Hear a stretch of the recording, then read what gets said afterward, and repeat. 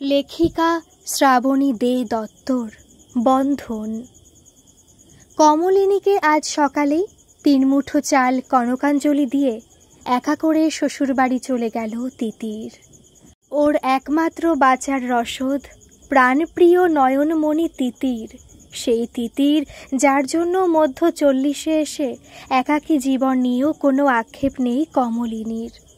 অবশ্য তিতিরও খুব ভালোবাসে ওর মাম্মামকে। আসলে কমলিনী হলো তিতিরের পিসি, কিন্তু জ্ঞানা হওয়া স্তক তিতির ওকে মায়ের থেকে একটুও কম কিছু ভাবেনি, বা কমলিনীর ভালোবাসায় মায়ের অভাব বুঝতে পারেনি। অঘ্রাণ মাসের পড়ন্ত বিকেলে দোতলার ঝুল বারান্দায় বসে আজ কত কথাই না মনে পড়ছে নিঃসঙ্গ কমলের। অবশ্য এখন আর কমল বলে ডাকার কেউ নেই। একদিন কমল নামেই পরিচিত ছিল কমলিনী নিজের আপনজনদের কাছে, আর একজনের কাছেও কমল নামেই ছিল, যে আজ কোথায় আছে তাও জানে না কমলিনী। সে কোথায় বা কেমন আছে জানার ইচ্ছে বা অবকাশ এতদিন হয়নি কমলের। ছোট্ট তিতিরকে নিয়ে যে 22টা বছর কিভাবে কেটে গেল সেটাই খুঁজে পায় না কমল। বিকেলের মরা রোদেও যেন মন খারাপের ছোঁয়া লেগে আছে আজ। কমল ভাবে, ছোট্ট তিতির কবে এমন বড় হয়ে গেল, আর বিয়ে হয়ে স্বামীর ঘর করতেও চলে গেল তাকে একা করে। মনে হয় এই তো সেদিনের কথা, কি সুন্দর একটা ছোট্ট সুখী পরিবার ছিল কমলের, বাবা মা দাদা বৌদি আর কমল। অবিনাশের সাথে আলাপ হয়েছিল কলেজে ভর্তির কিছু পরেই। 2 বছরের সিনিয়র ছিল। প্রথম দেখাতেই ভালো লাগা আর একই কলেজে থাকার দরুন সেটা খুব তাড়াতাড়ি ভালোবাসায় পৌঁছতে সময় গড়ায়নি বেশি। টকটকে না হলেও ফর্সা রঙের একরাশ মেঘের মতো কালো চুল, ঝরঝরে চোখ মুখ, সবসময় মুখে মিষ্টি হাসি লেগে থাকা দোহারা চেহারার কমলকে প্রথম দেখাতেই ভালো লাগে 3rd ইয়ারে পড়া অবিনাশের। নবীন বরণের দিন আলাপ, তারপর মাঝে সাঝেই কলেজে যেতে আসতে টুকিটাকি কথা হতে হতে কখন যেন দুজনের মন এক হয়ে যায়। কমলেরও শ্যামবর্ণ লম্বা চশমা চোখের হাসি খুশি অবিনাশকে প্রথম দেখাতেই ভালো লাগে। 2nd ইয়ারে পড়াকালীন কমলের জীবনে আসে তিতির, ওর ভাইজি। বাড়িতে যেন খুশি দ্বিগুণ হয়ে যায়। আর তিতিরের অন্নপ্রাশন উপলক্ষে অন্যান্য বন্ধুদের সাথে অবিনাশের ও কমলদের বাড়ি প্রথম আসা হয়। ছোট্ট তিতিরকে নিয়ে আর নিজের পড়াশোনা প্রেম নিয়ে কমলের দিনগুলো যেন স্বপ্নের মতো কাটতে থাকে। গ্রাজুয়েশন কমপ্লিট করার পর বাড়িতে কমল জানায় ওর আর অবিনাশের সম্পর্কের কথা। ততদিনে অবিনাশ ও তার বাবার ব্যবসাতে যোগদান করে কিছুটা পাকাপোক্ত করে নেয় নিজেকে। 2 বাড়িতেই অমতের কিছু ছিল না, কিন্তু একটু প্রাচীনপন্থী অবিনাশের বাবা মায়ের ইচ্ছে ছিল দেশের বাড়িতে নিজেদের কুলদেবতার মন্দিরে বসে পাকা কথা বলার একমাত্র ছেলের বিয়ের জন্য। সেই মতো নিজেদের মধ্যে আলোচনা করে একটা শুভ দিন দেখে 2 বাড়ির 2টো গাড়িতে করে রওনা হয়েছিল সবাই। শুধু কমল আর ওর 3 বছরের ভাইজি রয়ে গিয়েছিল বাড়িতে। অবিনাশদের বাড়িটা গ্রামের মধ্যে হলেও বেশ বড় বাড়ি। পুকুর, জমি, ফল ফুলের বাগান, কুলদেবতার মন্দির দেখে কমলের বাড়ির সবাই খুশি হয়েছিল। অবিনাশের বাবা মা একটু প্রাচীনপন্থী হলেও ব্যবহার ও আপ্যায়ন বেশ ভালোই করেছিলেন ওনাদের সাথে। আর অবিনাশেরও বড়দের প্রতি সম্মান, মার্জিত কথাবার্তা দেখে ভালো লেগেছিল ওনাদের। বিয়ের দিনক্ষণ লোকলৌকিকতা সব কিছু কথাবার্তা নির্বিঘ্নে মিটলেও হয়তো বিধাতার মর্জি ছিল অন্য কিছু। বিকেলে অবিনাশের গ্রাম থেকে বেরোনোর আগে ফোন থেকে বৌদির মুখে সব শুনে কমলের মনে যে সুখানুভূতির পরশ ছেয়েছিল তা ঘণ্টা কয়েকের মধ্যেই ভেঙে ধূলিসাৎ হয়ে গিয়েছিল এক মর্মান্তিক ঘটনার জেরে। কমলের পরিবার আর অবিনাশের পরিবার 2টো গাড়ি একসাথে এলেও হাইওয়েতে গাড়ি দুটো একটু স্পিডেই যাচ্ছিল। একটা ব্রিজের উপর যখন গাড়িগুলো যাচ্ছিল সেই সময় হঠাৎ টায়ার বাস্ট হয়ে কমলদের গাড়ি টাল সামলাতে না পেরে ব্রেক ফেল হয়ে ব্রিজের নিচে পড়ে যায়। সেই সময় ব্রিজের নিচে কোনো কাজ হচ্ছিল কনস্ট্রাকশনের, তাই রড গুটির স্তূপের ওপর পড়ে গাড়িটা। গাড়ির সামনেটা মুহূর্তের মধ্যে চেপটে গিয়ে রডগুলো ঢুকে যায় ভেতরে। ড্রাইভার তো স্পট ডেথ, সাথে সামনে বসা কমলের বাবাও চিরে চ্যাপ্টা হয়ে যান। রডের ধারালো দিকগুলি তীরের ফলার মতো গাড়ির ভিতরের সবাইকে ফালা ফালা করে দেয়। কয়েক মুহূর্তেই রক্তের নদী বেয়ে আসে গাড়ির ভেতর থেকে। পরের ফোনটা যখন আসে কমলের কাছে, তখন আর কেউ বেঁচে নেই ওর আপনজনেরা। অবিনাশদের গাড়ি পিছিয়ে থাকায় ওদের চোখের সামনে ঘটেছিল সবটুকু। আকস্মিক ঘটে যাওয়া দুর্ঘটনায় অবিনাশের পরিবার কিছুক্ষণ স্তম্ভিত হয়ে গেলেও কি ঘটেছে সেটা উপলব্ধি করেই ওরা আশাপাশি কাজ করা শ্রমিক মজুরদের নিয়ে কোনো রকমে উদ্ধার করে হসপিটালে নিয়ে যাওয়ার ব্যবস্থা করেছিল কমলের পরিবারের সকলকে। পরের ফোনটা এসেছিল ঠিক রাত 9:30টার সময়। এত দেরি হচ্ছে দেখে কমলের মনে একটু দুশ্চিন্তা হলেও অসুস্থ ভাইজিকে নিয়ে খাইয়ে ঘুম পাড়াতে একটু ব্যস্তই ছিল কমল। 2 দিন ধরে জ্বর এসেছিল তিতিরের, তাই তো কমলের কাছে বাড়িতে রেখেই বাকিরা গিয়েছিল। সবেমাত্র তিতির ঘুমিয়েছে এমন সময় অচেনা নম্বর থেকে ফোন আসতে দেখে একটা খটকা লেগেছিল কমলের মনে। হসপিটালের ফোন থেকে ফোন করেছিল অবিনাশ। নিজের পকেটে থাকা মোবাইল ফোনটার কথা হয়তো খেয়াল থাকেনি শোকস্তব্ধ অবিনাশের। ফোনটা ধরতেই অবিনাশের গলাটা যেন কেমন শোনাচ্ছিল। অবিনাশ তখনও কমলকে জানায়নি কিছু, শুধু বলেছিল একটা ছোট অ্যাক্সিডেন্ট হয়েছে আর কোন হসপিটালে আছে সেটা বলেছিল। এই খবর শোনা মাত্রই মণিপিসি, মানে ওদের বাড়িতে অনেক দিনের কাজের লোক, মণিপিসির কাছে তিতিরকে রেখে যেমন অবস্থায় ছিল শুধু মানি পার্সটা নিয়ে বেরিয়ে গিয়েছিল হসপিটালের উদ্দেশ্যে। হসপিটালে পৌঁছে অবিনাশকে দেখে একটু নিশ্চিন্ত হয়েছিল কমল, কিন্তু বাবা মা নিজের পরিবারের কাউকে দেখতে না পেয়ে মনটা গিয়েছিল। কমলের আর অবিনাশ যখন ওকে হসপিটালের ভেতরে একটা রুমে নিয়ে গিয়েছিল, যেখানে পরপর 5টা স্ট্রেচারে শোয়ানো সাদা কাপড়ে ঢাকা লাশ, যদিও সাদা কাপড়গুলো তখন রক্তে লাল হয়ে গিয়েছিল। সেগুলো দেখেই মাথা ঘুরে পড়ে যাচ্ছিল কমল। যদি না অবিনাশ শক্ত হাতে ধরে থাকতো হয়তো ওখানেই একটা বিপদ ঘটত কমলেরও। আস্তে করে অবিনাশ বলেছিল, ওনারা কেউ আর নেই, শক্ত হও কমল, আমি আছি তোমার সাথে। এক লহমায় কমলের পৃথিবীটা নিঃস্ব হয়ে গিয়েছিল, থমকে গিয়েছিল সব কিছু। মাথার ভেতরটা খালি হয়ে গিয়েছিল, শরীরটাও যেন ভারশূন্য হয়ে গিয়েছিল কমলের। সে সময় অবিনাশ সত্যি সব দিক থেকে সামলানোর চেষ্টা করেছিল কমলকে। অ্যাক্সিডেন্টে মৃত্যুর ফলে 4 দিনেই সব কাজ মিটে গিয়েছিল, কিন্তু 1 মাস পেরিয়ে গেলেও কোনো মতে এত বড় শোক কাটিয়ে উঠতে পারছিল না কমল। অবিনাশ যতটা সম্ভব পাশে থাকার চেষ্টা করলেও কমল পুরো পরিবার একসাথে হারিয়ে যেন হতাশা আর দুঃখের অতল সাগরে ডুবে যাচ্ছিল দিন দিন। এই শোক কাটিয়ে উঠতেও পারেনি, তার মাঝেই কমলের জীবনে নেমে আসে আরও এক বড় ঝড়। সেই ঝড়ে আবারও এলোমেলো হয়ে যায় কমলের জীবন। প্রাণপ্রিয় পরিবারের পর যাকে মন প্রাণ দিয়েছিল কমল, সেই অবিনাশকেও হারায় ওর নিজের জীবন থেকে। দূরে সরে যায় 2 ভালোবাসার মানুষ। কমলের বাবা মা, দাদা বৌদির মৃত্যুর পর তিতিরকে আরও বেশি আঁকড়ে ধরে কমল। বিয়ের পর কমলের সাথে তিতিরের দায়িত্ব নিতে চায় অবিনাশ, কিন্তু অবিনাশের বাবা মায়ের মনোপুত হয় না কথাটা। একই তো ছেলের শ্বশুরবাড়ি বলতে কেউ রইল না, আবার নতুন বৌমার সাথে বাড়তি একজনকে মন থেকে মেনে নিতে পারছিলেন না অবিনাশের বাবা মা। তিতিরকে কোনো আশ্রমে বা হস্টেলে রাখার কথা বলেছিলেন ওনারা। কমল কোনো মতেই রাজি হয়নি নিজের পরিবারের একমাত্র সম্বল তার ভাইজিকে আলাদা করতে। অবিনাশ কমলকে খুব ভালোবাসলেও নিজের বাবা মায়ের বিরুদ্ধে কোনো কথা বলতে পারেনি, তাই ভেঙে গিয়েছিল দুজনের সম্পর্ক। তবে কমলকে যেমন নিজের করে পায়নি অবিনাশ নিজের বাবা মায়ের কথা রাখতে, কিন্তু নিজেও আর কখনো বিয়ে করেনি, যেটা কমলের আর জানা হয়নি। তারপর কমলও বিএড কমপ্লিট করে একটা স্কুলে চাকরি পেয়ে যায় ও তিতির আর মণিপিসিকে নিয়ে কেটে যায় জীবনের এতগুলো দিন। কাল আবার তিতিরের বউ ভাত, অনেক আয়োজন বাকি কমলিনীর। অষ্টমঙ্গলা সেরে তিতির চলে যাবে ওর বরের সাথে চেন্নাই, সেখানেই চাকরি করে সৌম্য, তিতিরের বর। আর তিতিরও নিজের চাকরিটা ওখানেই নিয়েছে। কমলকেও নিয়ে যাবে বলেছে ওখানে, কিন্তু স্কুল ছেড়ে তো এখন যেতে পারবে না কমল। স্কুলে পরীক্ষার পর ছুটিতে তখন ভাবা যাবে। তিতির ও নতুন বিবাহিত জীবন উপভোগ করুক, ততদিন নতুন জীবন সঙ্গীর সাথে। দেখতে দেখতে বউ ভাত, অষ্টমঙ্গলা সব মিটিয়ে কমলের সাথে সাথে তিতিরও অনেক চোখের জলে ভেসে নতুন জীবনে পা বাড়ায়। কমলের পৃথিবী যেন থমকে যায় তিতিরের চলে যাওয়ায়। সময় তো কারো জন্যই থেমে থাকে না। আস্তে আস্তে কমলও কিছুটা ধাতস্থ হয় একাকী জীবনে। মণিপিসিরও বয়স হয়েছে, সে টুকিটাকি কাজ করে আর বাকি সময় নিজের মতোই থাকে। তাই বাড়িতে কমল একেবারে একাকী হয়ে পড়ে। সামনে স্কুলের পরীক্ষা, খাতা দেখা সব মিটতেই মণিপিসির শরীরটা খুব খারাপ হলো। তাই তিতির বারবার বলা সত্ত্বেও কমলের যাওয়া হয়ে উঠল না তিতিরের নতুন সংসার দেখতে। কমল কথা দিয়েছে গরমে ছুটি পড়লে অবশ্যই যাবে।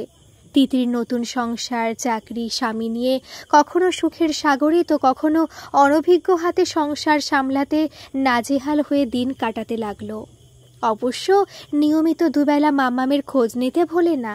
রোজ রাতে ভিডিও কলে সারাদিনের খুঁটিনাটি বিষয় জেনে খাওয়া দাওয়া সব কিছু খবর নিয়ে তবে শান্তি মেয়ের। অফিসে কয়েকজনের সাথে আজকাল ভালো বন্ধুত্ব হয়েছে তিতিরের। কিছুদিন পর ওখানে এক কলিগের বাড়িতে পুজো উপলক্ষ করে তিতির আর ওর বরের নেমন্তন্ন থাকে। নতুন বিয়ে হওয়া তিতির বাঙালি সাজে খুব সুন্দর করে শাড়ি, শাখা সিঁদুর, সোনার অলংকারে সেজে যায় পুজো বাড়িতে। ওখানে ওর কলিগ সুস্মিতার পরিবারের সবার সাথে আলাপ হয়। সুস্মিতার মা সোহিনী দেবীও কলকাতার মেয়ে, পড়াশোনার সূত্র ধরে চাকরি নিয়ে এসেছিলেন ব্যাঙ্গালোরে। আর ওখানেই সুস্মিতার বাবা মিস্টার রামাইয়ার সাথে আলাপ হয়েছিল। পরে প্রেম, তারপর বিয়ে চেন্নাই নিবাসী মিস্টার রামাইয়ার সাথে।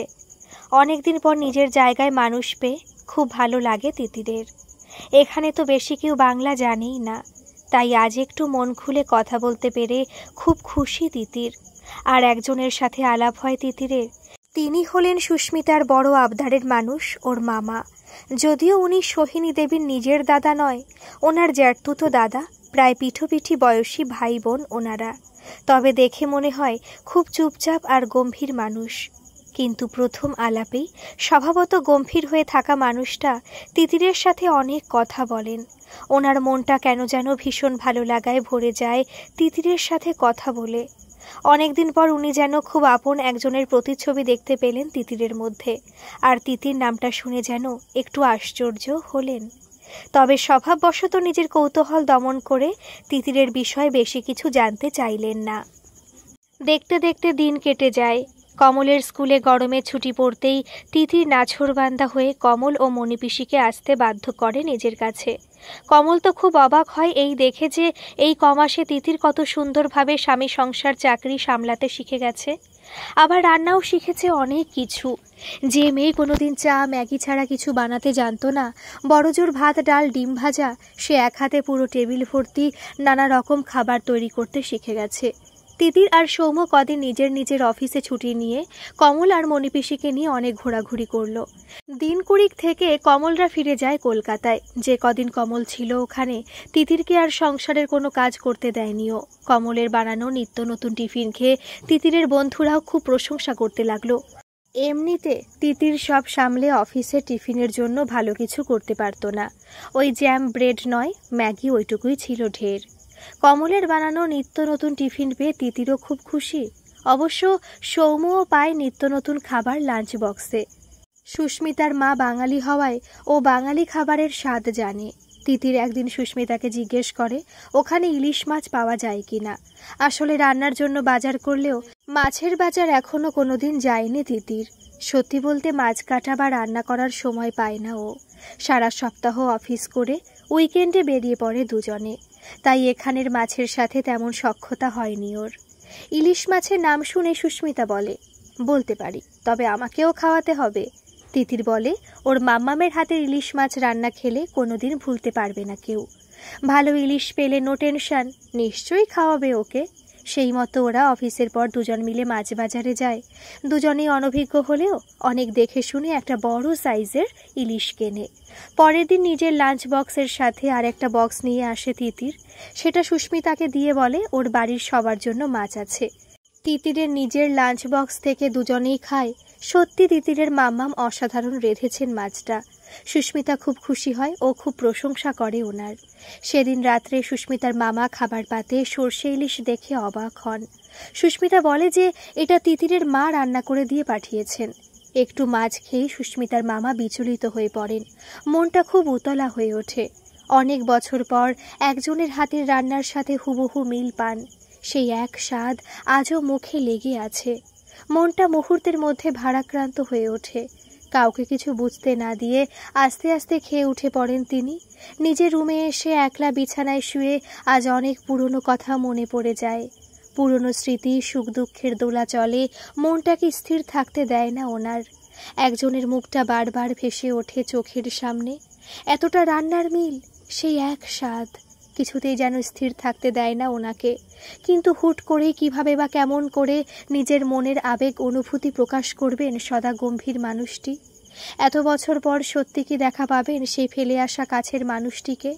যাই হোক, নিজের দ্বিধা দ্বন্দ্ব কাটাতে আর মানসিক চাপ কমাতে স্থির করেন যে একবার তিতিরের বাড়ি যাবেন। সাধারণত নিজের জগতে থাকা মামার তিতিরের বাড়ি যাবার কথা শুনে আশ্চর্য হয় সুস্মিতা সহ ওর বাবা মা। কিন্তু এতদিন এত বছরেও যে মানুষ কোথাও যেতে চায় না, আজ নিজে মুখে কারো বাড়ি যেতে চাইছে শুনে ওরা খুশি হয়, কিছু বলে না আর। সারা সপ্তাহ অফিস করে সুস্মিতা ওর মামাকে নিয়ে রবিবার দিন হাজির হয় তিতিরদের বাড়ি। তিতির ওনাদের দেখে খুব খুশি হয়। অনেক কথাবার্তা হওয়ার পর সুস্মিতার মামা সেদিনের ইলিশ মাছ রান্নার প্রশংসা করেন আর তিতিরের মায়ের সাথে কথা বলে ধন্যবাদ জানাতে চান। কিন্তু তিতির জানায় গতকালই ওনারা ফিরে গেছেন কলকাতায়। বিফল মনোরথে ফিরতে হয় ওর মামাকে। ভারাক্রান্ত মন নিয়ে ফিরে আসেন সুস্মিতার মামা। এরপর আরও কিছুদিন কেটে যায় এভাবেই। কয়েক মাস পর কমলের নিস্তরঙ্গ জীবনে নতুন খুশির জোয়ার আসে। একদিন ফোনে জানতে পারে কমল যে তিতির মা হতে চলেছে। নিজের কানকে বিশ্বাস হয় না কমলের। তার তিতির, সেই ছোট্ট তিতির আজ মা হতে চলেছে। ঈশ্বরকে অনেক ধন্যবাদ জানায় কমল, আর এও প্রার্থনা করে যেন ভালোভাবে সব কিছু ঠিক রাখেন ভগবান। কিন্তু 3 মাস প্রেগনেন্সির সময় হঠাৎ পা পিছলে পড়ে যায় তিতির। ঠাকুরের কৃপায় কোনো ক্ষতি না হলেও ডাক্তারবাবু পুরো বেড রেস্ট জানিয়ে দেয় তিতিরকে। খবর পেয়ে ছুটে আসে কমল। কটা দিন থেকে সমুকে বুঝিয়ে নিজের কাছে নিয়ে যায় তিতিরকে। অফিসে বলে কয়ে মেটার্নিটি লিভ পাওয়ার অনেকটা আগেই ছুটে নিতে হয় তিতিরকে। সুস্মিতার সাথে ভালো বন্ধু হওয়ার সুবাদে ওদের বাড়িতেও সবাই জানতে পারে তিতিরের ব্যাপারটা। কিন্তু অফিসের নানা ঝামেলায় আর কাজের চাপে এই অবস্থায় সুস্মিতা দেখা করতে পারে না তিতিরের সাথে। তাই এবারেও তিতিরের মার সাথে আলাপ হয় না সুস্মিতার মামার। কয়েক মাস পর এক ফুটফুটে কন্যা সন্তানের জন্ম দেয় তিতির। সেদিন কমল খুশিতে আত্মহারা হয়ে পড়ে। যেন বিশ্বাস হয় না যে ওর তিতির সত্যি সত্যি মা হয়েছে। দু চোখে তার আনন্দশ্রু ঝরে পড়ে। পরের কয়েকটা মাস যেন ঝড়ের গতিতে বয়ে চলে। কমল তিতিরের মেয়ের নাম দেয় মুনিয়া। মুনিয়াকে সামলে আর নিজের স্কুল নিয়ে হিমশিম খায় কমল। কয়েকটা মাস কেটে যায় ছোট্ট মুনিয়া আর মাম্মামকে নিয়ে। এরপর তিতিরকে ফিরতে হবে নিজের সংসারে। কমল আবার একাকী হয়ে যাবে ভাবলেই কমলের হৃদয়টা কষ্টে মুচড়ে ওঠে। এই কমাসে মুনিয়া যেন পুরো পৃথিবীটা দখল করে নিয়েছে কমলের। ছোট্ট ছোট্ট হাত পা ছুঁড়ে সারাদিন খেলা করা, খিলখিল করে হাসিতে কমলের বাড়িটা যেন নতুন করে প্রাণ ফিরে পেয়েছে। সেই মুনিয়াকে তিতির নিয়ে চলে যাবে ভাবলেই যেন কষ্টে দম বন্ধ হয়ে আসে কমলের। স্কুল থেকে অনেক বলে কয়ে 1 মাসের ছুটি নিয়ে কমলও মণিপিসি চলে তিতির আর মুনিয়ার সাথে। তিতিরের আসার খবর পায় সুস্মিতা। তিতিরা আসার দিনই সেও আসে তিতিরের মেয়েকে দেখতে। অনেকগুলো ফটো তুলে নিয়ে যায় ছোট্ট মুনিয়ার। বাড়িতে ওর বাবা মা আর মামাকে দেখায় ফটোগুলো। আর তখনই কয়েকটা ফটোতে চোখ আটকে যায় সুস্মিতার মামার। সুস্মিতার মামা ভাবে চুলে কয়েকটা রূপলি রেখা আর চোখে চশমা ছাড়া একই আছে কমল। হঠাৎ করে ওনার মনটা এক অবর্ণনীয় খুশিতে ভরে ওঠে। একবার কমলকে কাছ থেকে দেখার জন্য মন উতলা হয়ে ওঠে। কিন্তু সবাইকে কি বলবেন তাই ভাবছিলেন। তাই চুপচাপ নিজের রুমে চলে যান। সারা রাত 2 চোখের পাতা এক হয় না ওনার। কত কথাই যে মনে পড়ে। আবার থেকে থেকে দীর্ঘ নিঃশ্বাস ও পরে তাদের জীবনটা এভাবে এলোমেলো হয়ে যাবার জন্য। আবার ভাবেন কমল নিশ্চয়ই সুখেই আছে। তিনি নিজে মানে অবিনাশ চৌধুরী হয়তো সব হারিয়ে খড়কুটোর মতো বোনের সংসার আঁকড়ে বেঁচে আছেন। নিজের ভাবনায় হারিয়ে গেলেন অনেকগুলো বছর পেছনে। কমলের সাথে সম্পর্কটা ভেঙে যাওয়ায় এমনিতেই তিনি খুব অসহায় বোধ করছিলেন। তাও বাবা মায়ের কথা রাখতে হাজার মনের উচাটন চেপে রেখে কোনো যোগাযোগ করেননি তার কমলের সাথে। তবে অসহায় নারীর নীরব চোখের জল ভগবানও সহ্য করেন না। তাই হয়তো অবিনাশের বাবা মায়ের ছেলের বিয়ে সংসার দেখা হলো না এ জীবনে।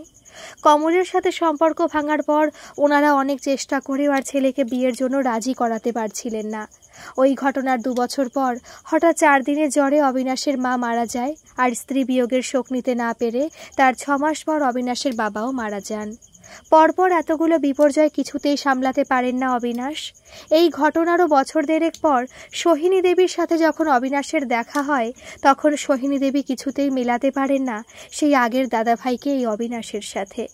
এক মুখ দাড়ি, উস্কো খুস্কো চুল, চশমার ভেতর কোটরে ঢুকে যাওয়া চোখের এক অন্য মানুষ। সেই সদা হাসি খুশি থাকা মুখটায় যেন হাসির রেশটুকুও নেই। একেবারে চুপচাপ গম্ভীর এক অন্য মানুষ। দেখে মনে হয় অনেকদিন ঠিক করে খায়নি, ঘুমায়নি, ভালো করে কথাও বলে না এখন কারোর সাথে। তারপর সোহিনী দেবী ওনাদের বাড়ির পুরনো কর্মচারীর কাছে সব শোনার পর সিদ্ধান্ত নেন যে তার দাদাভাইকে কিছুতেই আর এভাবে থাকতে দেবেন না। তাই অনেক জোরাজুরি করে নিজের সাথে নিয়ে যান চেন্নাই। অবশ্য এজন্য তাকে অনেক সাধ্য সাধনা করতে হয়েছে। চেন্নাই গিয়ে শারীরিক উন্নতি হলেও মনের দিক থেকে নিজেকে সবার থেকে গুটিয়ে নেন অবিনাশ। শুধু সুস্মিতা ওনার বড় আদরের। আসলে তিতিরের বয়সী তো, আর শিশুদের মাঝে ঈশ্বরের বাস, তাই ছোট্ট সুস্মিতা মামার মনের কোণে জায়গা করে নেয়। তারপর তো অনেকগুলো বছর কেটে যায় এভাবেই। অবিনাশ ভেবেছিলেন যে কমল হয়তো নতুন করে জীবন শুরু করেছে, তাই তিনিও আর নতুন করে কোনো যোগাযোগ করার চেষ্টা করেননি কখনো। কিন্তু এতদিন পর এভাবে কমলকে দেখে কি করবেন নিজেই ভেবে পাচ্ছেন না। কিছুতেই যেন মনকে বশে রাখতেই পারছেন না আজ। বিনিদ্র রাত কাটিয়ে সকাল হতেই একাই ছুটে যান তিতিরের বাড়িতে। সুস্মিতার সাথে তিতিরের বাড়ি আগে গেছেন, তাই ঠিকানা জানা আছে। ওখানে পৌঁছে প্রবল উৎকণ্ঠা আর উত্তেজনায় কাপা হাতে কলিং বেলে হাত ছোঁয়ালেন। তার হার্টবিট যেন দ্বিগুণ বেড়ে গেছে। এত সকালে তিতিররা ওঠে না, মণিপিসিও ঘুমোচ্ছে। শুধু কমলই যা অভ্যেসবশত উঠে পড়ে ভোরবেলা। কিন্তু নতুন জায়গায় এত সকালে কে আসতে পারে ভাবে কমল।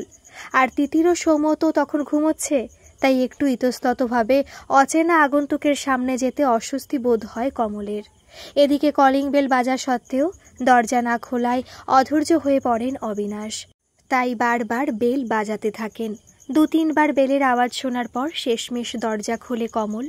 কিন্তু দরজা খোলার পর সামনের মানুষটিকে দেখে হঠাৎ চোখের সামনে পুরো পৃথিবীটা দুলে ওঠে কমলের। সামনের মানুষটিও যেন নিঃশ্বাস বন্ধ করে অপলক দৃষ্টিতে তাকিয়ে থাকে কমলের দিকে। হঠাৎ করে চরম মানসিক চাপ ও উত্তেজনায় কমল আর শরীরের ভার নিজ আয়ত্তে রাখতে না পেরে পড়ে যায়। কিন্তু একেবারে মাটিতে পড়ে যাবার আগে 2 বলিষ্ঠ হাত কমলকে পড়ে যাওয়া থেকে আটকায়। কমলকে পড়ে যাওয়া থেকে আটকাতে টান মেরে নিজের বুকের কাছে জড়িয়ে ধরেন অবিনাশ। তাকিয়ে থাকেন কমলের মুখের দিকে। কমলও যেন ঘোরের মধ্যে থেকে নিষ্পলকভাবে চেয়ে থাকে অবিনাশের দিকে। দুজনের চোখেই অশ্রুধারা ঝরতে থাকে অবিরাম। এতদিনের ব্যথা, দুজনে দুজনকে দেখতে না পারার বেদনা সব চোখের জলের সাথে ধুয়ে যেতে থাকে। ঘড়ির কাঁটাও যেন থমকে গেছে আজ ওদের এতদিন পর সাক্ষাতে। কত সময় যে কেটে যায় এভাবে ওরা নিজেরাও জানে না। হঠাৎ মুনিয়ার কান্নায় সম্বিত ফেরে দুজনের। কমল সরে আসে অবিনাশের থেকে। এতক্ষণের চোখের দেখায় মনে মনে অনেক ভাব বিনিময় হলেও মুখে কথা বলতে দুজনেরই খুব আড়ষ্ট লাগে। অনেকক্ষণ পর অবিনাশী নীরবতা ভঙ্গ করে কমলের সাথে কথা বলেন। কেমন আছো কমল? বলে ওঠেন অবিনাশ। এই কণ্ঠস্বর শুনে কেঁপে ওঠে কমল। আজ এতগুলো বছর পর অবিনাশকে দেখেও তার গলার আওয়াজ শুনে কমলের হৃদয় আলোড়িত হয়। অবিনাশ যেমন ভেবেছিলেন কমলকে নিয়ে, তেমনি কমলও এতদিন ভেবে এসেছিল যে অবিনাশ বিয়ে করে সুখে আছে কমলকে ভুলে। নতুন পরিবার, সন্তানকে ঘিরেই অবিনাশের জীবন আবর্তিত হচ্ছে, নইলে ঠিক যোগাযোগ করত কমলের সাথে। কথা বলবে না আমার সাথে? অবিনাশের করা প্রশ্নে সম্বিত ফেরে কমলের। ভালো আছি বলে কমল। অবিনাশ কমলকে দেখে বলেন, তোমায় দেখে মনে হচ্ছে বিয়ে করনি তুমি। এভাবে কেন জীবনটা একা একা কাটিয়ে দিলে? এই জীবন তো তোমার প্রাপ্য ছিল না। প্রত্যুত্তরে কমল শুধুই মৃদু হাসে আর নিজের কথা এড়িয়ে জিজ্ঞেস করে, তুমি কেমন আছো? তোমার স্ত্রী, ছেলে মেয়ে কেমন আছে? কমলের কথায় খুব আঘাত পান অবিনাশ। ভাবেন তার প্রাণের মানুষ কিভাবে ভেবে নিতে পারে যে তিনি কমলকে ভুলে আবার নতুন জীবন শুরু করবেন। তাই তিনিও হেসে বলেন, ভালোই আছে সব, বাড়িতে আমাদের একটি মেয়ে এখন চাকরি করে। অবিনাশের উত্তরে কমলের মনটা ভেঙে চুরমার হয়ে যায়। যতই মুখে না বলুক, তবু এতদিন পর অবিনাশের সাথে দেখা হতে মনের গভীর কোণে কোনো এক সূক্ষ্ম আশার আলো সঞ্চারিত হচ্ছিল যে হয়তো অবিনাশ এখনও তারই আছে। কিন্তু অবিনাশের উত্তরে এক পলকেই কমলের মনটা খান খান হয়ে গেল। নিজের অজান্তেই দু চোখ ভরে এলো। অবিনাশ দেখতে চান যে তার এমন কথায় কমলের কি অনুভূতি হয়। আর সত্যি বলতে পুরোটা তো তিনি মিথ্যে বলেননি। সুস্মিতা তো তার বড় আদরের নিজের মেয়ের মতোই, ভাগ্নি তো মেয়েরই সমান। অবিনাশ বলে ওঠেন, তিতিরের সাথে তো চাকরি করে আমার তিন্নি। তুমি হয়তো দেখেছ, এ বাড়িতে আসে মাঝে মাঝে, কালকেই তো এসেছিল। কমল ভাবে কিছুক্ষণ, তারপর বলে ওঠে, কাল তো সুস্মিতা এসেছিল। তাহলে ওই কি? কথা শেষ করার আগেই অবিনাশ বলে ওঠেন, হ্যাঁ, তুমি ঠিকই ধরেছ। কমল বলে, খুব মিষ্টি মেয়ে তোমার। ওদের কথার মাঝে তিতির ঘুম থেকে উঠে আসে, অবিনাশকে দেখে বলে, আঙ্কেল আপনি কখন এলেন? মাম্মামের সাথে আলাপ হয়েছে আপনার? বলেই কমলের দিকে তাকিয়ে বলে যে, জানো মাম্মাম, এই হলেন অবিনাশ আঙ্কেল, সুস্মিতার। আবারও অবিনাশ তিতিরের কথা অর্ধ সমাপ্ত রেখেই বলে ওঠেন, হ্যাঁ তিতির, এতক্ষণ কথা বলছিলাম তোমার মাম্মামের সাথে। তুমি ভালো আছো তো? তিতির ঘাড় নেড়ে জানায় ভালো আছে। তারপর বলে, সুস্মিতা আসেনি আঙ্কেল, আপনি একা এসেছেন? তিতিরের প্রশ্নে বিপাকে পড়েন অবিনাশ। কি উত্তর দেবেন বুঝতে পারেন না। তারপর ভেবে বলেন যে এত সকালে সুস্মিতা তো ঘুম থেকেই ওঠে না, আর তিনি ভোরবেলায় মর্নিং ওয়াক করতে আজ এদিকেই যাচ্ছিলেন, তাই তিতিরের মেয়েকে দেখতে একাই চলে এসেছেন। অবিনাশের উত্তরে তিতিরের ভ্রুজোড়া সংকুচিত হয় এই ভেবে যে অবিনাশ আঙ্কেল বাড়িতেই ঘরের ভিতর একা একা থাকেন, কারোর সাথে বেশি কথা বলেন না, লোকজনের সামনেও খুব কম বেরোন। সেই তিনি মর্নিং ওয়াকে, তাও তিতির মুখে হাসি টেনে বলে যে, খুব ভালো করেছেন, আমার মেয়ে তো ঘুমোচ্ছে, আপনি ততক্ষণে মিষ্টি মুখ করে চা খেয়ে নিন। তিতি রান্নাঘরের দিকে পা বাড়াতেই দেখে যে কমল প্লেটে করে মিষ্টি জল নিয়ে আসছে। কলকাতা থেকে আসার সময় তিতির আর সৌম্যর জন্য কমল অনেক মিষ্টি নিয়ে এসেছে, কিন্তু প্লেটের দিকে তাকিয়ে দেখে যে কমল শুধু 4টে কালোজাম দিয়েছে অবিনাশকে, যেটা শুধু তিতিরের খুব প্রিয়। কালোজাম দেখে খুব খুশি হন অবিনাশ, ভাবেন যে কমল এখনও তার পছন্দের খাবার মনে রেখেছে। এদিকে তিতির তো আর জানে না যে অবিনাশেরও তার মতোই কালোজাম মিষ্টি খুব প্রিয়, তাই কমলকে বলে ওঠে, এত ভালো ভালো মিষ্টি থাকতে আঙ্কেলকে কেন কালোজাম দিলে মাম্মাম? অবিনাশ বলেন যে তিনি খুব খুশি হয়েছেন এতদিন পর ওনার প্রিয় মিষ্টি পেয়ে। কলকাতার ওই দোকানের কালোজাম ওনার খুব প্রিয়। তিতির ওনার এই উত্তরে খুব অবাক হয়, ভাবতে থাকে যে আঙ্কেল কি করে জানলেন যে এই মিষ্টি কলকাতার দোকানের, আর ওর মামামি বা ওনার কোন মিষ্টি প্রিয় কিভাবে জানলো? অবিনাশ তিতিরের অবাক হয়ে থাকা মুখের দিকে তাকিয়ে কিছু একটা আন্দাজ করে বললেন যে, এত ভাবার কিছু নেই তিতির মা, আমি আগে কলকাতায় থাকতাম তো, তাই এই মিষ্টি খুব খেয়েছি আর জানি কোথায় পাওয়া যেত, আর এখানের দোকানে এমন মিষ্টি কখনোই পাওয়া যায় না, তাই বললাম। তিতির মনের দ্বিধা কাটিয়ে হেসে বলে, আজ থেকে আমার একজন কালোজাম খাবার সঙ্গী পেলাম। এরা কেউ খায় না, আর আমায় খেতে দেখলে হেসে বলে যে পোড়া পান্তোয়া কি মানুষে খায়? আপনি বলুন আঙ্কেল, যার যেটা প্রিয় সে কি অন্যের কথার জন্য নিজের প্রিয় জিনিসটা ছেড়ে দেবে? মিষ্টি নিয়ে কথা হলেও তিতিরের মুখে কথা শুনে চমকে ওঠে দুজনেই। ওদের নিজেদের জীবনের কথা মনে পড়ে একসাথেই, অন্য সবার কথা ভাবতে গিয়েই তো দুজনেই জীবনে আজ একাকী। চোখে জল আসে ওদের, কিন্তু কেউই তিতিরকে বুঝতে দেয় না নিজেদের মনোভাব। আর কমল তো জানে অবিনাশের স্ত্রী সন্তান আছে। চা মিষ্টি খেয়ে তিতিরের মেয়েকে দেখে অনেক আশীর্বাদ করেন অবিনাশ। হাতে করে তো কিছু আনেননি অবিনাশ, তাই মানিব্যাগ থেকে 2000 টাকা বের করে কিছুটা ইতস্তত করে তিতিরের হাতে টাকাটা দিয়ে বলেন মেয়ের জন্য কিছু কিনে নিতে। তিনি তো কখনো বাচ্চাদের জন্য তেমন কিছু কেনেননি, তাই আইডিয়া নেই কোনো, তাই তিতির যেন নিজের পছন্দে কিছু কিনে নেয়। অবিনাশের এই কথায় আশ্চর্য হয় কমল, যে নিজের মেয়ে থাকা সত্ত্বেও কখনো কি করে অবিনাশ বাচ্চাদের কেনাকাটায় অনভিজ্ঞ হয়। অবিনাশ তিতিরের মেয়ের নাম জিজ্ঞেস করে জানতে পারেন যে তিতিরের মেয়ের নাম মুনিয়া। কমলের দিকে তাকিয়ে আবার দুম করে বলে বসেন যে তিতিরের মাম্মাম কি পাখিদের ছাড়া কোনো নাম খুঁজে পান না? কথাটা বলেই ভাবেন যে কি ভুল করে ফেললেন, তাই বোকার মতো হেসে বলেন যে, হেই তিতির, আবার তার মেয়ে মুনিয়া। পরপর সাজিয়ে মনে হয়েছে যে তিতিরের মাম্মামি হয়তো নামগুলো দিয়েছেন। তিতিরও হেসে বলে যে ঠিকই বলেছেন আঙ্কেল, দুটো নামই মাম্মামের দেওয়া। কিছুক্ষণ তিতিরের মেয়েকে আদর করে উঠে পড়েন অবিনাশ। যদিও কমলকে ছেড়ে যেতে তার একটু ইচ্ছে করছে না, তাও চক্ষু লজ্জার খাতিরে উঠতেই হয়। অবিনাশকে উঠতে দেখে কমলেরও মনটা খুব খারাপ হয়ে যায়, কিন্তু নিজের মনকে সংযত করে কমল। যতই হোক অবিনাশ আজ অন্যের। কমলের মনে যতই কষ্ট হোক, কিছুতেই অবিনাশের সামনে তা প্রকাশ করবে না ঠিক করে কমল। তাই চোখের জল আটকে মুখে হাসি নিয়ে অবিনাশকে বিদায় জানায় কমল। অবিনাশ বেরিয়ে যাবার পর থেকে কমলের মন ভারাক্রান্ত হয়ে ওঠে। আজ কোনো কাজ ঠিকমতো হয় না কমলের। তাও এখানে সবার কথা ভেবে, বিশেষত মনিয়ার কথা ভেবে কিছুটা যান্ত্রিকভাবে কাজ করে কমল। দুপুরে খাওয়া দাওয়ার পর মনিয়ার জন্য নকশা করা কাঁথা সেলাই করতে করতে তিতিরকে কমল বলে যে আজ তো সুস্মিতার বাবা একা এসেছিলেন, তিতির যেন একদিন সুস্মিতার ওর বাবা মাকে একসাথে নেমন্তন্ন করে। কমলের কথায় তিতির অবাক হয়ে বলে, তুমি কি করে জানলে আঙ্কেল সুস্মিতার বাবা? অবিনাশ আঙ্কেল তো সুস্মিতার বাবা নন, উনি তো সুস্মিতার মামা। এ কথা শুনে চমকে ওঠে কমল। হঠাৎ আঙুলের ডগায় সূচ ফুটে যায়, আবারও চোখের সামনেটা ঝাপসা হয়ে ওঠে। ভীষণ অভিমান হয় অবিনাশের ওপর, তাকে এভাবে কষ্ট দেবার জন্য।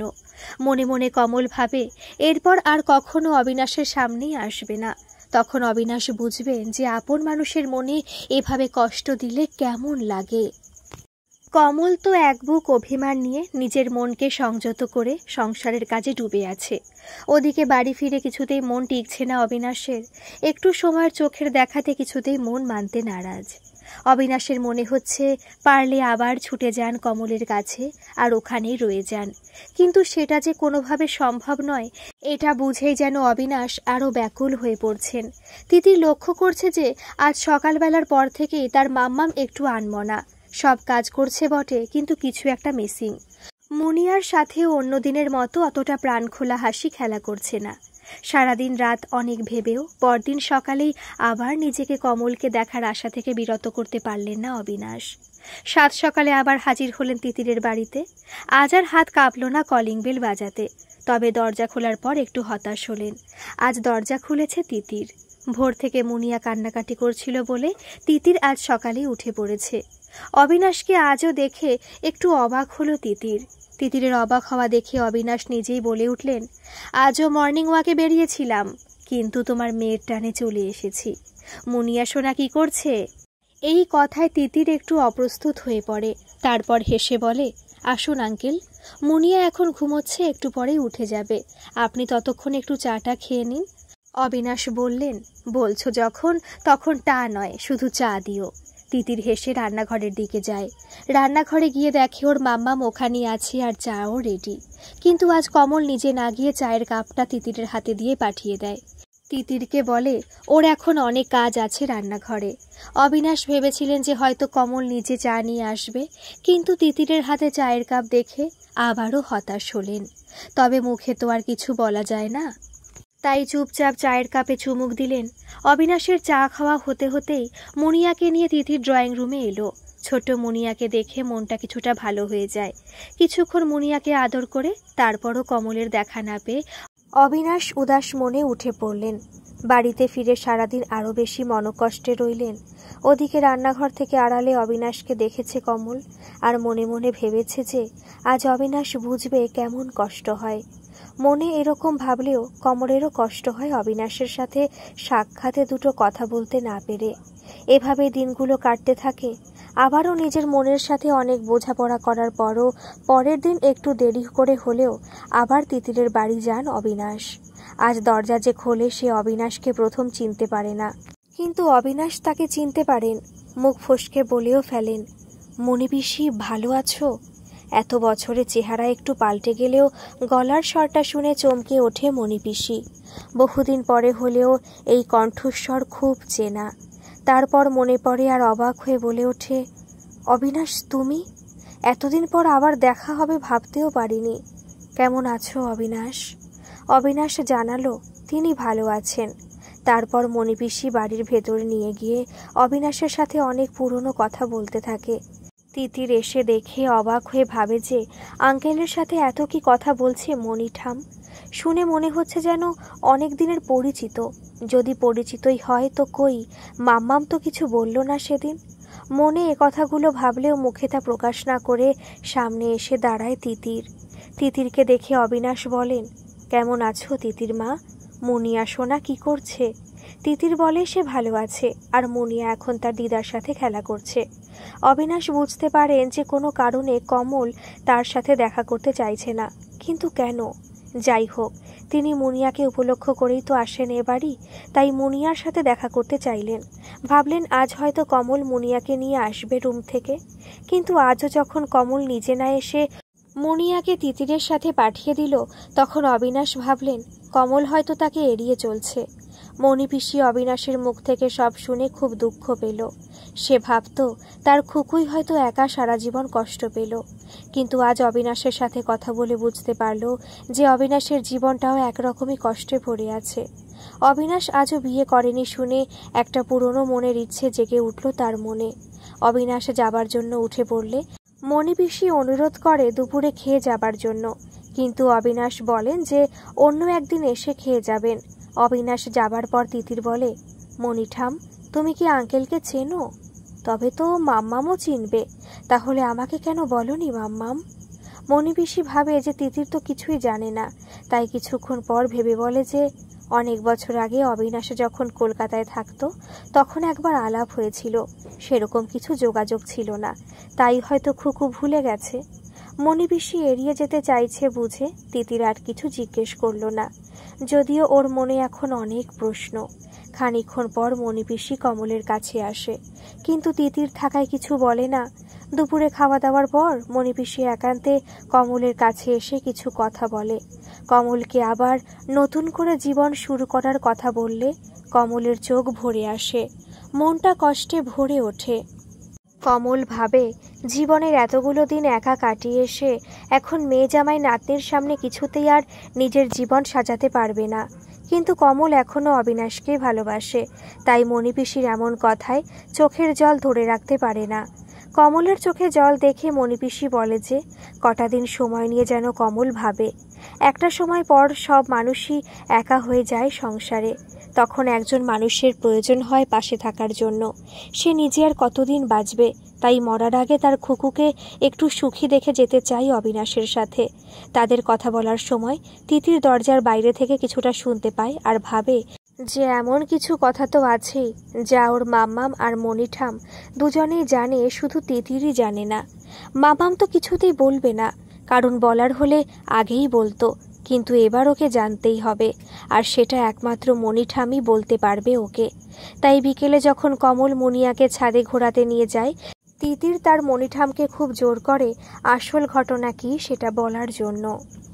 তিতিরের জোরাজুরি সত্ত্বেও মণিপিসি প্রথমে কিছুই বলতে চায়নি, কিন্তু তিতির যখন ও দরজার বাইরে থেকে শোনা কথাগুলো বলতে থাকলো, আর মণিপিসি নিজেরও অনেক পুরনো ইচ্ছেটা বাস্তব রূপ দেবার আর একবার সুযোগ যখন এসেইছে, তাই মণিপিসি একে একে সমস্ত ঘটনা বলতে থাকলো তিতিরের কাছে।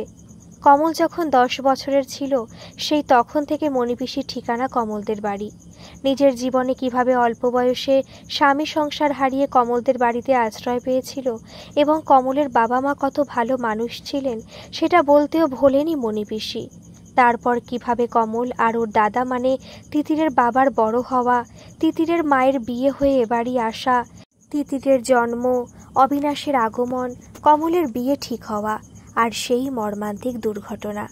এই ঘটনা বলার সময় মণিপিসি অঝরে কাঁদতে থাকে, তার গলা বুজে আসে, তিতিরেরও দু নয়নে বাড়িধারা ঝরতে থাকে।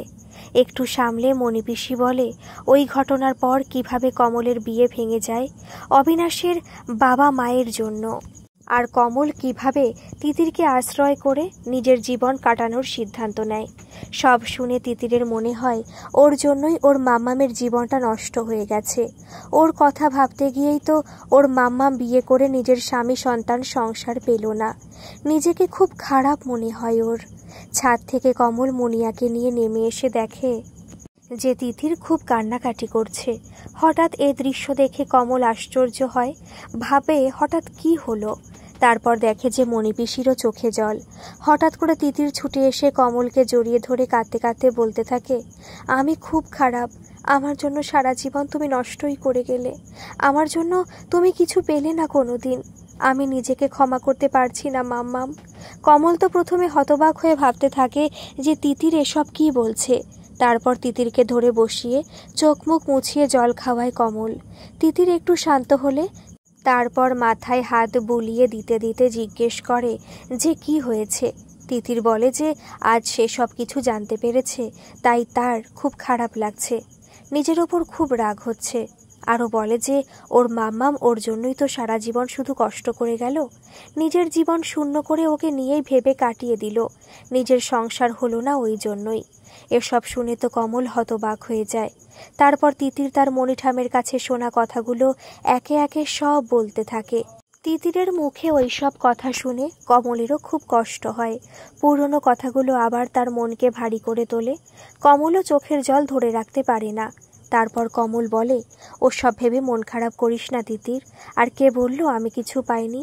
তুই তো আমার জীবনে সবচেয়ে প্রিয়, আমার বেঁচে থাকার একমাত্র রসদ তুই। আর আমি আজ মেয়ে জামাই নাতনি নিয়ে অনেক খুশি। আর কিছু পাওয়ার আকাঙ্ক্ষা নেই আমার। তোদের নিয়ে বাকি জীবন কেটে যাবে হেসে খেলে। তিতির ভাবে যে যে মানুষটা তাকে এতটা ভালোবাসে, যে তার কথা ছাড়া নিজের কথা কোনো দিন ভাবেইনি, তাকে ও আর কষ্ট পেতে দেবে না কোনো দিন। মুখে কিছু না বললেও তিতির মনস্থির করে ফেলে তার পরবর্তী পরিকল্পনা। আপাতত শান্ত হয়ে চোখ মুছে কমলকে জড়িয়ে ধরে আরও কিছুটা আদর করে নিজের রুমে চলে যায় তিতির। আরও ভাবতে থাকে কি করে সব পরিকল্পনা বাস্তবায়িত করবে। পরের দিন সকালে তিতির ফোন করে সুস্মিতাকে দেখা করতে বলে, কিন্তু বাড়ির বাইরে। সুস্মিতা আশ্চর্য হয় যে বাড়িতে না ডেকে হঠাৎ বাইরে কেন দেখা করতে বলছে তিতির। কৌতূহল চেপে রাখতে না পেরে তিতিরকে জিজ্ঞেস করে ও, কিন্তু তিতির বলে যে দেখা হলে সব বলবে, খুব জরুরি কথা আছে, ফোনে বা বাড়িতে বলা যাবে না। অগত্যা সুস্মিতা বলে যে ঠিক আছে, তাই হবে। তাহলে বিকেলবেলায় তিতিরদের বাড়ির কাছে একটা কফি শপে দেখা করবে দুজনে। বিকেলবেলা দুজনের দেখা হলে তিতির যে কিভাবে কথাটা শুরু করবে বুঝতে পারে না। সুস্মিতা অবাক হয়ে দেখে যে তিতির যেন কিছু বলতে চেয়েও বলতে পারছে না। তাই সুস্মিতা জোর করে জানতে চায় যে কি হয়েছে। তিতির তখন বলে যে তিতির এরপর যা বলবে তাতে সুস্মিতা হয়তো আশ্চর্য হবে আর বিশ্বাস নাও করতে পারে তিতিরের বলা কথাগুলোই, কিন্তু তিতির যা বলবে সবটাই সত্যি। সুস্মিতা অধৈর্য হয়ে জানতে চায় যে কি এমন হয়েছে যে তিতির এমন করছে। এরপর তিতির যা বলে তা শুনে সত্যিই অবাক হয় সুস্মিতা। তিতির একে একে তার মাম্মাম আর অবিনাশ আঙ্কেলের সম্পর্কের কথা বলে। সেই কলেজ জীবন থেকে শুরু করে ওদের বিয়ে ভেঙে যাওয়া পর্যন্ত সব বলে একে একে। এই সব শুনে সুস্মিতারও খুব মন খারাপ হয়ে যায়।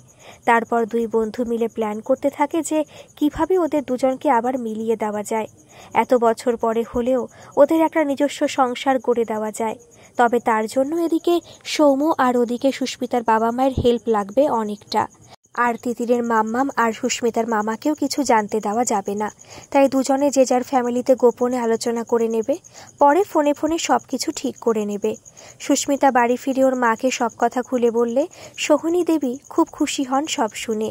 উনিও এতদিন চেয়ে এসেছেন যে ওনার দাদা ভাই যেন সুখী হয়। আর এতদিন পর ওনার দাদা ভাইয়ের মনের মানুষের খোঁজ পেয়ে একবার তাকে দেখতে খুব ইচ্ছে হয় ওনার। তাই নিজের মেয়েকে বলেন একবার তিতিরদের বাড়ি নিয়ে যেতে।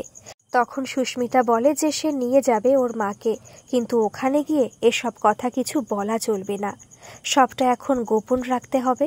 ওদিকে তিতির সৌম্যকে সবকিছু বলার পর সৌম্য খুব খুশি হয়। এখনকার দিনের ছেলেমেয়েরা অনেক অ্যাডভান্স, তাই ওরাই চায় যে তিতিরের মাম্মাম বাকি জীবনটা যেন তার প্রিয় মানুষটির সাথেই কাটাতে পারে।